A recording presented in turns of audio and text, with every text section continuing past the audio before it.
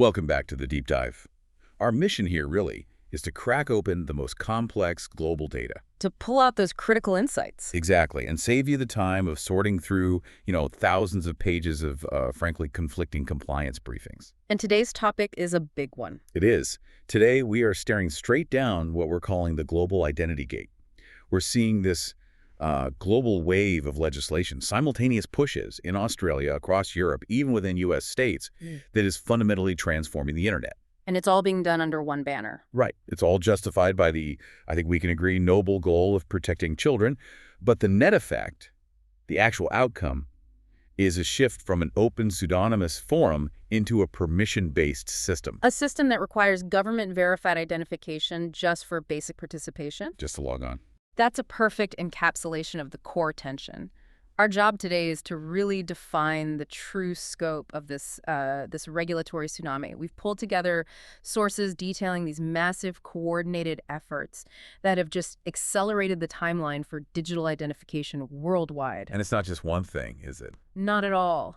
These new laws cover everything from mandatory age verification and the push toward universal ID systems to, and this is critical, powerful new mechanisms for content suppression. So the central conflict, the one that defines every piece of source material we've analyzed. It's the safety imperative, the moral, urgent need to protect minors from online harms versus the absolutely devastating privacy costs and the erosion of anonymity that the chosen technical methods require. And that timeline you mentioned, it isn't just accelerating. It feels like it's shattering previous expectations. Yeah. We have to unpack this now because the infrastructure is literally being built in real time. It is. I mean, look at the recent news. Australia now demands ID verification not just for social media, but for search engines. For search engines, the gateway to information. France is pushing for an outright ban on social media for anyone under 15, moving completely past the parental consent model that, let's be honest, never really worked. And the really big one. Ireland. Championing a move to eliminate online anonymity across the entire European Union, all in the name of fighting bots and disinformation. It's a global coordinated race toward mandatory digital identification. And we have the details on what this massive comprehensive infrastructure means for you, the average user. The regulatory timeline really confirms the urgency you mentioned. In Australia alone, we saw two massive waves hit just weeks apart. The Layer 1 social media minimum age law, that took effect on December 10th, 2025. And then right after. Then Layer 2, the Search Engine Services Online Safety Code, hit right after Christmas on December 27, 2025. So what we're analyzing today, it's not some hypothetical policy. It is infrastructure that is active, it's enforceable, and it is expanding.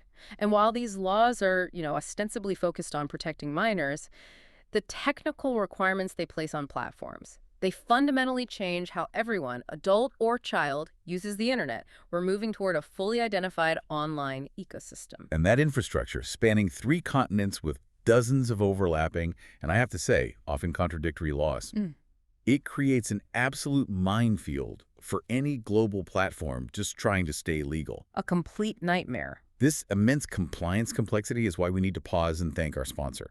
I mean, you've got Australia threatening fines up to AUD $49.5 million per breach. And then you have the EU's Digital Services Act, with penalties that can reach 6% of your global revenue. It's impossible. Navigating this chaos where one mandate demands maximum data collection like ID verification, while another, like GDPR, demands data minimization. Yeah. It's just an impossible task without the right resources. You're being pulled in 2 opposite directions. Exactly. This is why professionals rely on ComplianceHub.wiki, your go-to resource for navigating global privacy laws and information security frameworks.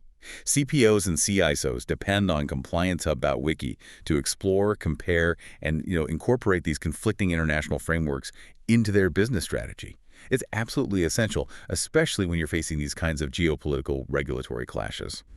Okay, so let's unpack this. I think we have to start with Australia because their model is truly the most comprehensive and frankly fully realized precedent we have right now. It really is. It's a layered regulatory assault that is building an identification infrastructure affecting nearly all online activity. So Layer 1, what was that? It began with Layer 1, the Social Media Minimum Age, or SMMA, which became effective on December 10th, 2025. This legislation is crystal clear. It prohibits Australians under the age of 16 from holding accounts on 10 specifically designated platforms. And that list is basically everyone. It's a who's who. It covers the dominant global players like Facebook, Instagram, TikTok, X, Reddit, YouTube, Snapchat, Threads, Twitch, and Kick. It's a very wide net. And the government signaled they were serious about this by attaching some truly staggering financial penalties. Oh, absolutely. The law imposes heavy consequences. We're talking fines up to AUD $49.5 million Per breach. per breach. And that's all on the platforms themselves.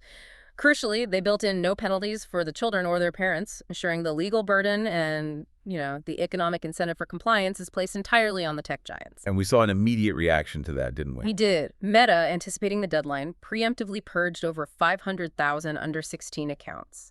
It just demonstrates the sheer force of these multi-million-dollar fines. Okay, so that's layer one, control the social engagement. But layer two is where it gets, I think, much broader. If layer one was about controlling social engagement, layer two is about controlling information access.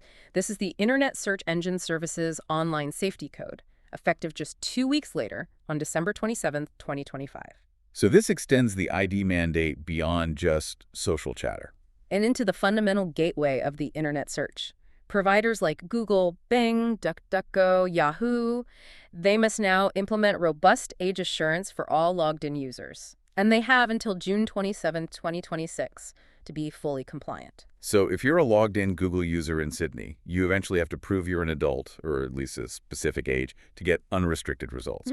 But the most alarming part, at least from what I read in the source material, is the rule for the people who aren't logged in. Yes. This is where the net truly expands to affect everyone. That is the critical infrastructure shift. If you are not logged into a search engine, if you try to maintain anonymity or simply avoid tracking, the system is mandated to treat you as a minor. By default. By default. This automatically applies the strictest content filtering, weeding out high-impact violence, pornography, and other Class 1C and Class 2 material. The practical effect is unmistakable. If you want full, uncensored search access in Australia, you must identify yourself and log in. Anonymity is systematically removed as an option.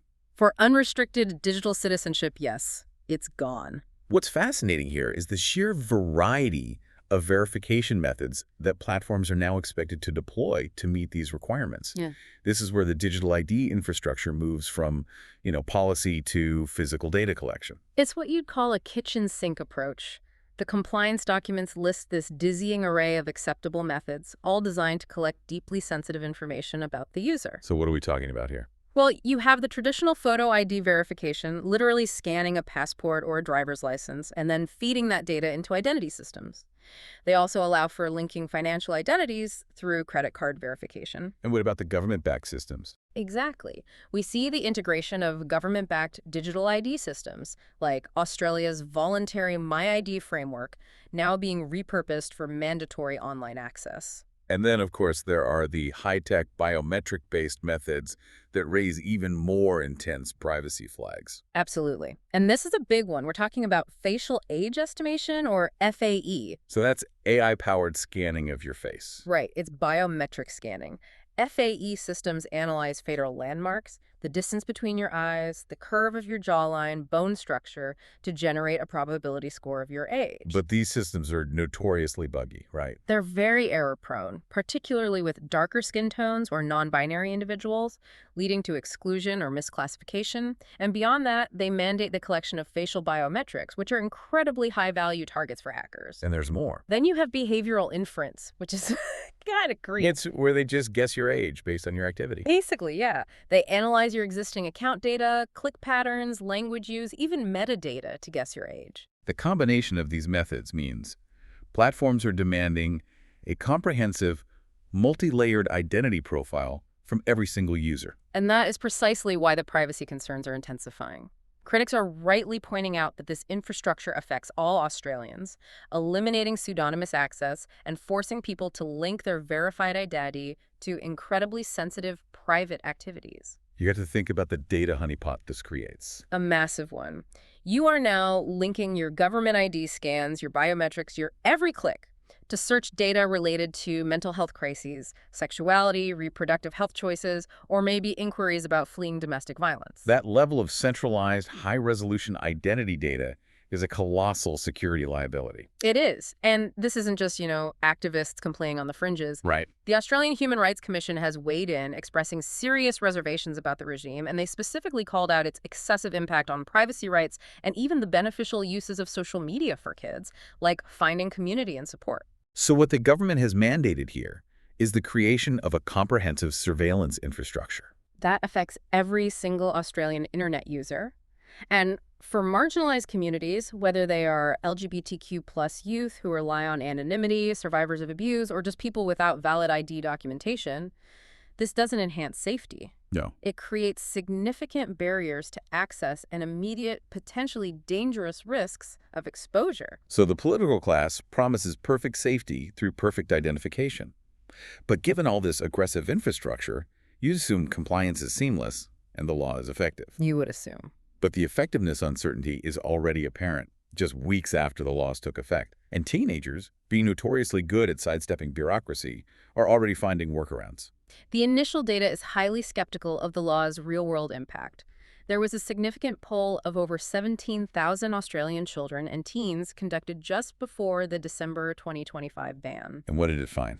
A staggering 75% said they do not plan to stop using social media, and 70% believe the ban itself is a poor policy choice. So if they aren't stopping, how are they circumventing this multi-million-dollar compliance infrastructure? The methods are pretty basic, but they're effective. We're seeing a surge in VPN usage to make their location appear outside of Australia. Of course. They're borrowing parental or older siblings' accounts. They're creating new accounts with false birth dates.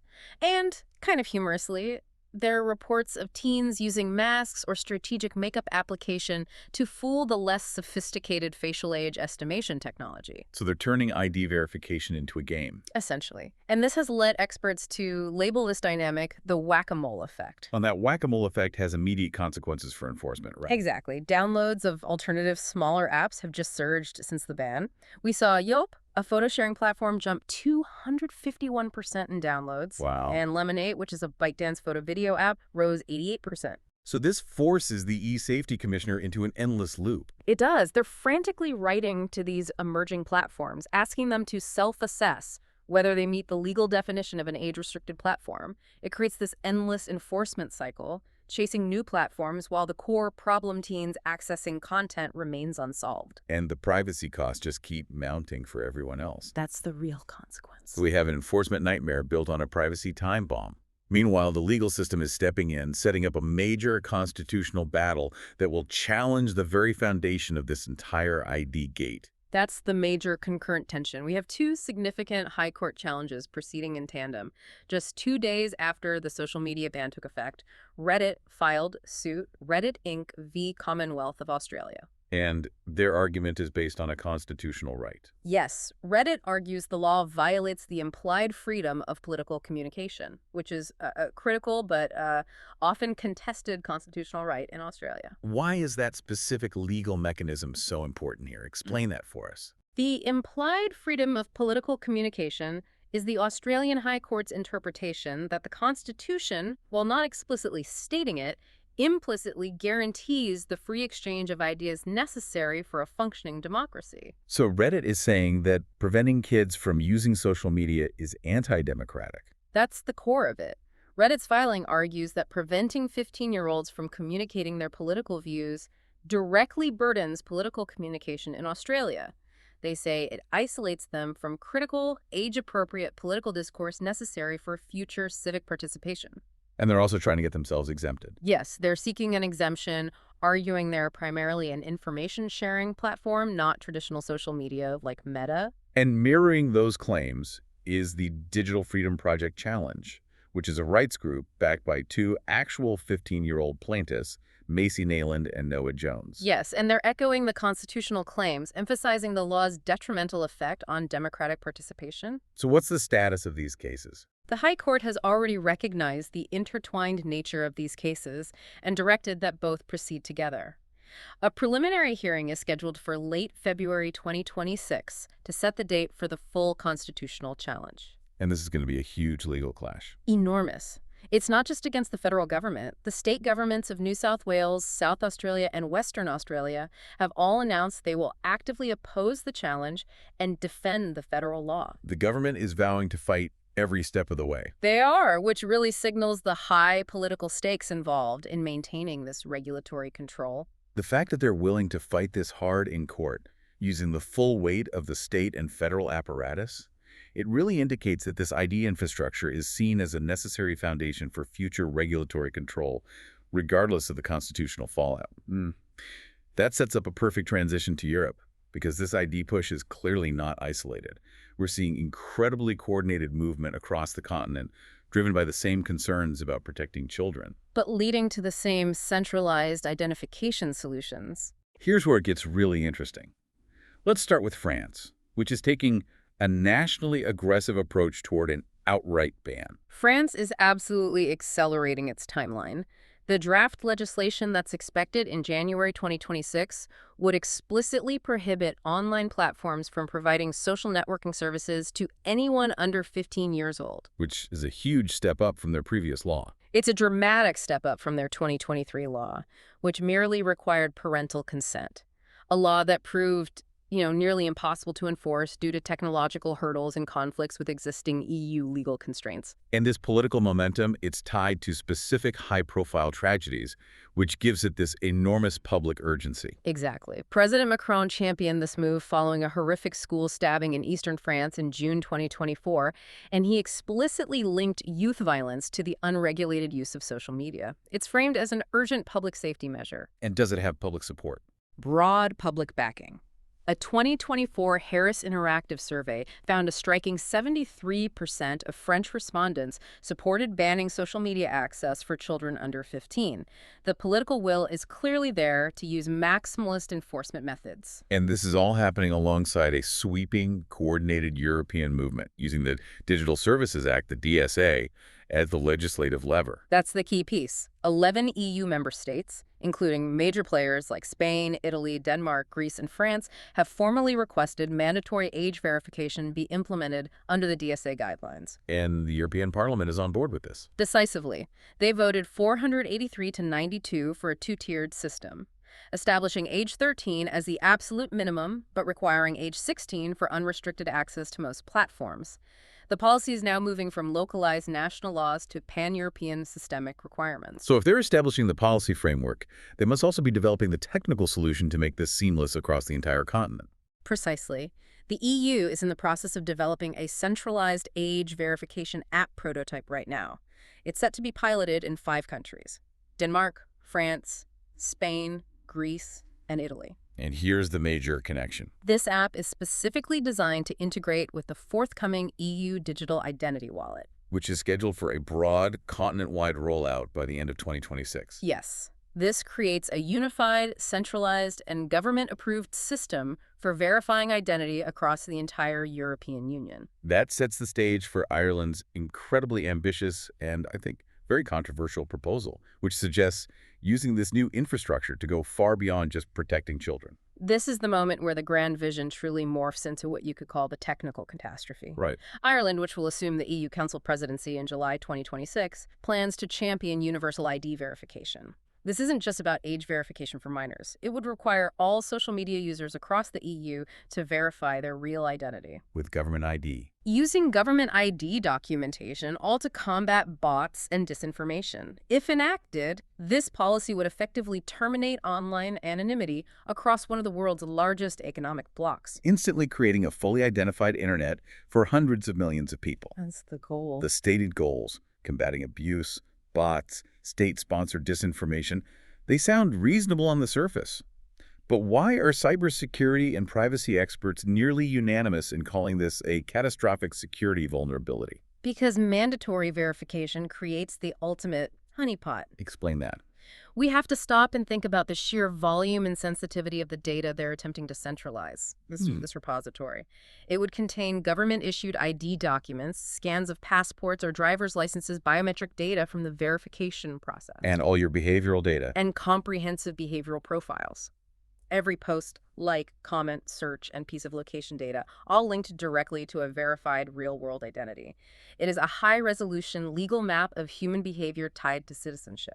And that's a database that every surveillance state, every foreign intelligence service, every sophisticated criminal organization, Dreams of accessing. and the history of massive data breaches confirms that these systems, no matter how securely they're designed, are not only vulnerable, but are almost guaranteed to be compromised eventually. The evidence is overwhelming. We've seen massive breaches even without linking the data directly to government IDs. We're talking about the ex-Twitter leak of 200 million user records in 2025. The 16 billion password breach in 2024. And the Facebook breach of 533 million records. When you add verified government ID and biometric data to that mixture, the potential damage just increases exponentially. So breach instantly equates to Identity theft at scale, permanent doxing for millions, and exposure for dissidents or political opponents across the continent. the idea of permanent doxing is perhaps the most frightening long-term damage. Once your verified identity is linked to your anonymous social history, which might contain politically sensitive or personally embarrassing information from years ago, that connection exists forever. That's the existential risk. That controversial opinion you held 10 years ago, that private support group you joined pseudonymously, or that political movement you engaged with, it is now permanently attributed to your legal identity. And it ignores the profound Orwellian irony of banning pseudonymity in the name of protecting democracy. Well, exactly. Historically, pseudonymity has protected dissidents, whistleblowers, and activists from state persecution. I mean, the authors of the Federalist Papers used pseudonyms. Eliminating this critical shield against state overreach eliminates a fundamental component of free expression, especially as governments are expanding their surveillance and content control capabilities. And it seems like this extreme ID-intensive approach isn't even necessary to achieve the stated goal of age verification or bot combat. It is absolutely not necessary, and this is the crucial point for the listener. The technology already exists to verify age without creating this catastrophic honeypot. You're talking about privacy-preserving technologies. Right, things like zero-knowledge proofs or ZKPs and cryptographic age attestation. Can you give us an ELI 5 explain, like I'm 5, of how a zero-knowledge proof works? And why that is fundamentally different from Ireland's universal ID proposal? Okay, so a zero-knowledge proof is brilliant because it allows one party, say, the platform, to verify that a specific statement is true. For instance, this user is over 16. Right. Without ever revealing the underlying data that proves it. So they don't see your driver's license. Think of it this way. If you have a passport that proves your age, a ZKP allows the system to verify the validity of your passport's age claim without ever looking at or storing your name, address, photo, or ID number. It only verifies one single fact. The user is over the threshold. So it eliminates the need for storing all that sensitive data. It eliminates the need for storing sensitive biometric data, linking to government records, or creating centralized databases. It achieves the safety goal age verification while adhering to the highest privacy standard, which is data minimization. That is a stark contrast. So privacy-preserving technology exists. Why are powerful political forces championing the maximalist ID honeypot method? Because the goal shifts. Ireland's proposal goes far beyond age verification. It demands comprehensive identity documentation for all users. That level of comprehensive identification solves other government problems. Like tracking political dissent. Or tax evasion, or just general surveillance, which ZKPs specifically prevent. They are choosing a maximalist data collection strategy that generates catastrophic security vulnerabilities in the name of solving a problem that could be addressed by far less invasive means. And as this proposal gains momentum, it creates a terrifying and contradictory legal scenario for global platforms. It creates an impossible, legally contradictory situation. The EU already mandates the GDPR, which champions the principle of data minimization, collecting only the data strictly necessary for a purpose. Right. Now, the new ID mandates, particularly Ireland's universal ID proposal, require platforms to engage in massive data collection of highly sensitive government IDs and biometrics. Which directly contradicts the spirit, if not the letter, of GDPR. It's a complete collision of regulatory principles, and it creates an unprecedented legal and operational crisis for CPOs and CISOs globally. And this inherent conflict between mandated data maximization and GDPR's data minimization is a perfect example of why professionals need a centralized resource to track these contradictory mandates. Navigating this minefield is precisely why global firms rely on resources like ComplianceHub.wiki It helps organizations understand these opposing regulatory demands. and build a strategy that avoids those devastating fines. It's a must-have tool in this environment. Okay, so let's shift now to the implications for freedom of speech. If governments are mandating identity verification for access, what are they doing with the content we produce once we are identified? Well, we have clear evidence that this regulation is being weaponized to limit or suppress political speech. And the Digital Services Act is the tool. We are seeing the DSA, the EU's flagship regulation, immediately utilized for political ends. A prime example is Poland's Deputy Digital Minister, Dariusz Denderski. She sent a letter on December 29, 2025, requesting formal DSA proceedings against TikTok. And the content in question was explicitly political, focused on national identity. Correct. It involved AI-generated videos promoting Polexit, the highly sensitive topic of Poland potentially leaving the European Union. And the Polish government claimed this was a disinformation campaign. Yes, officials claimed the content, disseminated by an account called Prawiln Polki, showed characteristics of a coordinated disinformation campaign, strongly suggesting Russian interference. This is happening at a highly sensitive political moment where polling indicates 25% of Poles now support leaving the EU. But the truly alarming part is the specific remedy Poland requested from the European Commission. This wasn't just a request for an investigation. Not at all. The letter explicitly called for interim measures aimed at limiting the further dissemination of this political content. Let's break that down. What does that mean? It wasn't a request to remove illegal hate speech or ban foreign accounts. It was a demand for the platform to algorithmically filter and suppress content expressing a specific political viewpoint skepticism of the EU. Simply because officials believed it was AI-generated and posed a systemic risk. Right. And the platform's response demonstrates the enormous financial leverage the DSA holds over these companies. It's a textbook case of preempted censorship? Absolutely. TikTok removed the Prawiln Polki account after the minister's letter became public, but before the European Commission concluded any formal DSA investigation. Why? Why so fast? Because the DSA threatens platforms with fines up to 6% of their global revenue.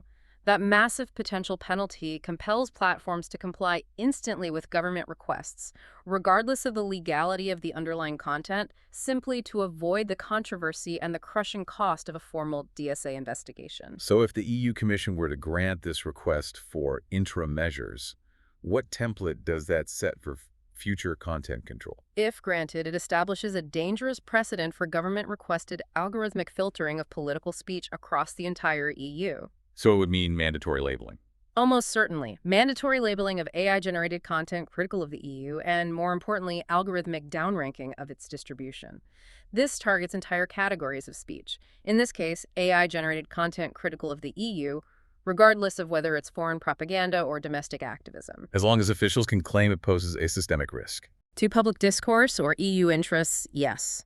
The state is essentially deputizing the platform's algorithm to police political narratives. And this political content control is formalized through another DSA mechanism that really shifts the balance of power toward governments, the trusted flagger problem. The trusted flagger system grants special priority status to designated organizations, often NGOs or governmental bodies, to report content they deem potentially illegal. So their reports go to the front of the line. Right. Unlike reports from regular users, platforms must process these notices and act on them without undue delay. It formalizes government influence over moderation by creating a clear, two-tiered system where certain flags matter exponentially more than others. The problem, as we've discussed before, is that subjective word, potentially. The potentially problem shifts the burden of proof entirely onto the platform. Because the fines are so high, platforms are incentivized to remove lawful content defensively to avoid the risk of an investigation. And we have evidence of this, right? We do. A July 2025 House Judiciary Committee report revealed internal platform concerns that European regulators in a May 2025 workshop were classifying common political statements.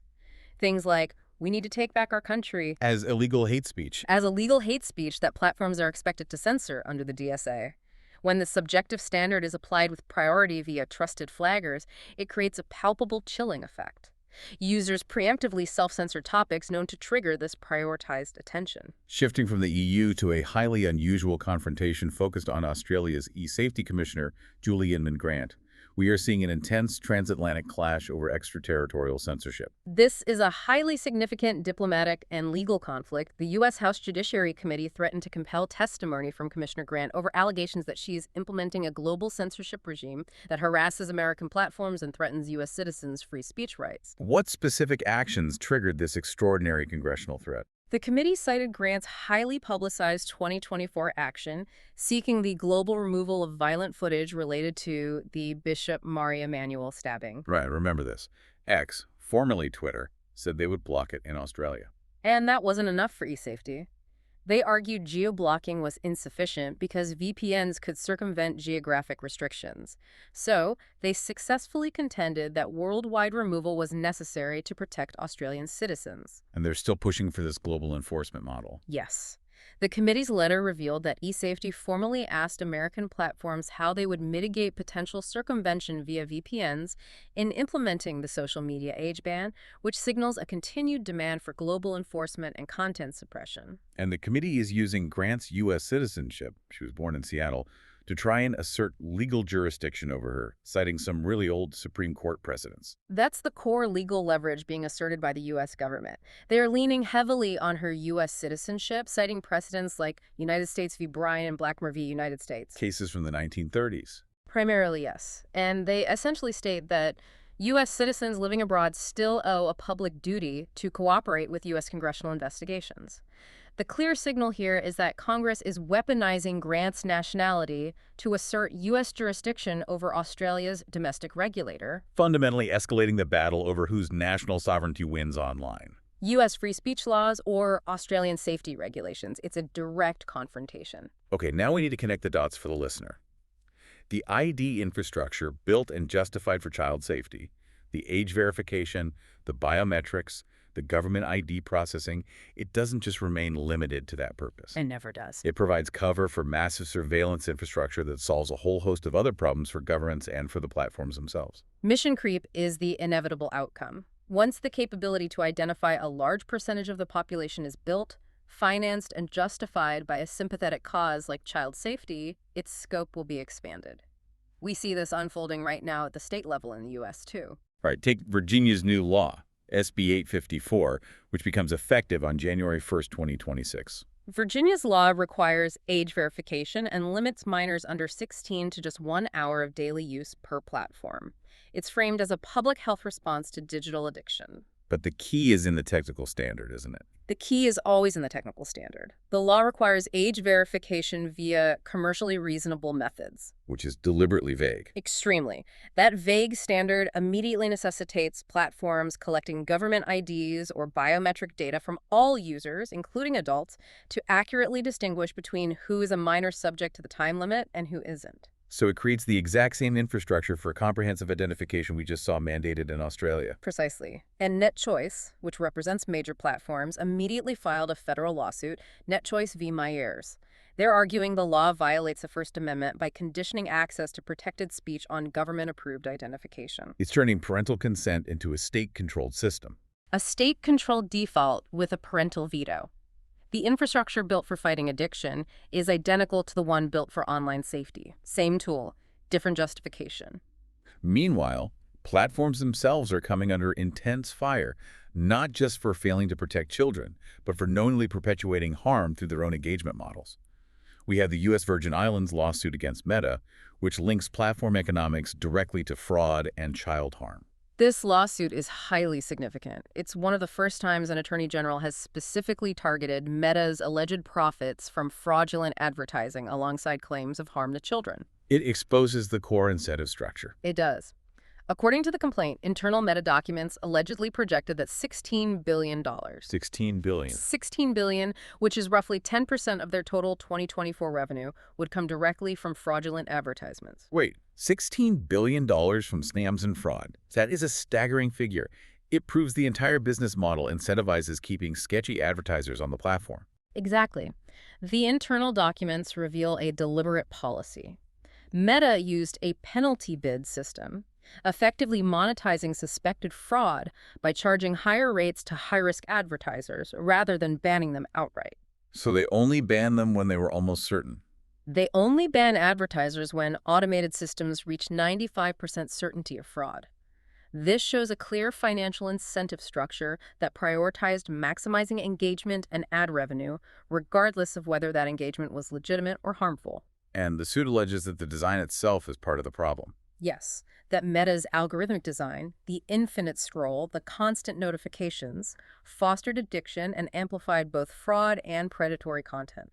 It demonstrates that maximizing engagement is the ultimate driver of multiple types of systemic harm.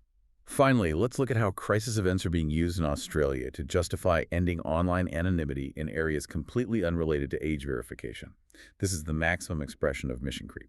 This is the most direct evidence of the technical capabilities expanding beyond their original mandate.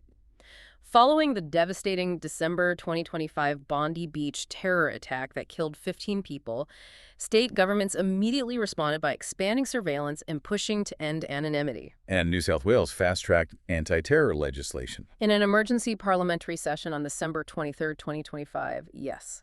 And this law expands police surveillance authority into physical spaces, leveraging the existing ID infrastructure? Correct.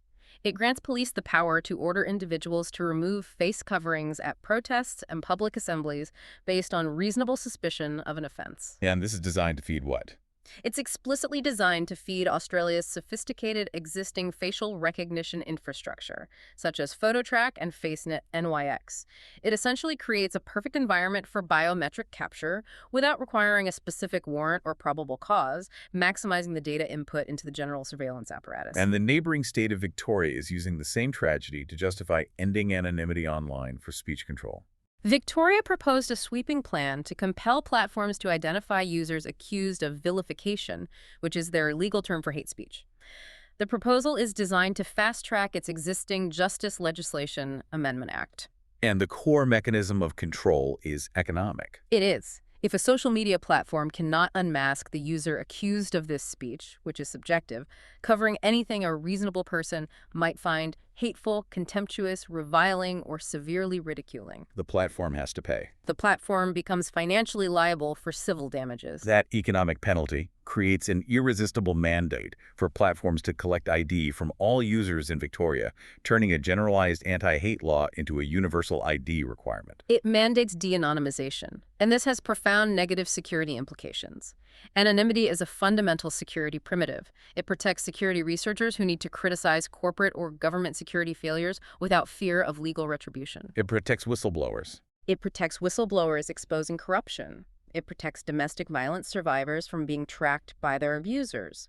The new regime, particularly Victoria's broad standard of vilification, threatens to criminalize critical, lawful security research or political dissent as contemptuous speech. With the platform forced to surrender the user's verified identity or pay crippling civil damages. We are eliminating the security of anonymity for the alleged safety of identification. Okay, so we've seen a clear, simultaneous pattern of regulatory pushes across the globe, all justified by the, I think we agree, necessary and noble goal of protecting children from digital harm. No one disagrees with the goal. No. But the core tension remains stark. The chosen method, this mandatory universal identity verification, is creating comprehensive global surveillance infrastructure that affects every internet user and dramatically erodes the foundations of anonymity and privacy. And here's the inevitability of expansion that we really must stress. Identity verification systems, once they're built and justified by a sympathetic cause like child safety, they rarely contract in scope or capability. They only grow. Always. The technical apparatus deployed for age verification, the biometrics, the ID databases, the algorithmic filtering tools, are not sitting dormant. They are immediately being leveraged for generalized surveillance under Australia's new anti-terror laws, for political speech control under the EU's DSA, and for increasing platform liability in states like Victoria and in lawsuits like the one in the U.S. Virgin Islands. It feels like the ultimate bait and switch. We're asked to accept the colossal security risk of creating the ID honeypot in exchange for the promise of a safer internet. And then what happens? only to find the new infrastructure is immediately repurposed for far broader purposes, including control over lawful political discourse. So the question for policymakers, and really for you, the listener, is whether governments can truly achieve these safety goals through less invasive, privacy-preserving means, which, as we've discussed, the technology already allows via systems like zero-knowledge proofs. Or is this it? Or if the current path means we are inexorably trading online anonymity and digital freedom for what may ultimately be the illusion of security. The historical precedents of unchecked power expansion when surveillance tools are centralized are just. They're too difficult to ignore. The systems built for identifying children are being used to identify dissenters. I think the most provocative thought has to bring us back to the source of the urgency. The tragedy of the Bondi attack that showed a failure in intelligence assessment and threat identification of known perpetrators. A failure stemming not from a lack of surveillance authority or a lack of identification, but from a failure to use the existing tools effectively. Right. So by mandating universal identification and content suppression, are we solving the wrong problem? Are we actively creating security vulnerabilities, that central, irresistible honeypot that will inevitably endanger the very citizens we seek to protect? That is the essential long-term concern that we must collectively grapple with as the global identity gate closes. And as these new ID mandates create security honeypots and conflicting compliance risks across jurisdictions, from the algorithmic filtering standards in Europe to the new biometric mandates in Virginia and Australia, it has never been more critical to have a clear, independent view of global data protection obligations. That's where you need a resource. To stay ahead of this regulatory chaos, visit compliancehub.wiki, That's compliancehub.wiki. your guide through the global identity gate. Thank you for joining us for the deep dive. We'll see you next time.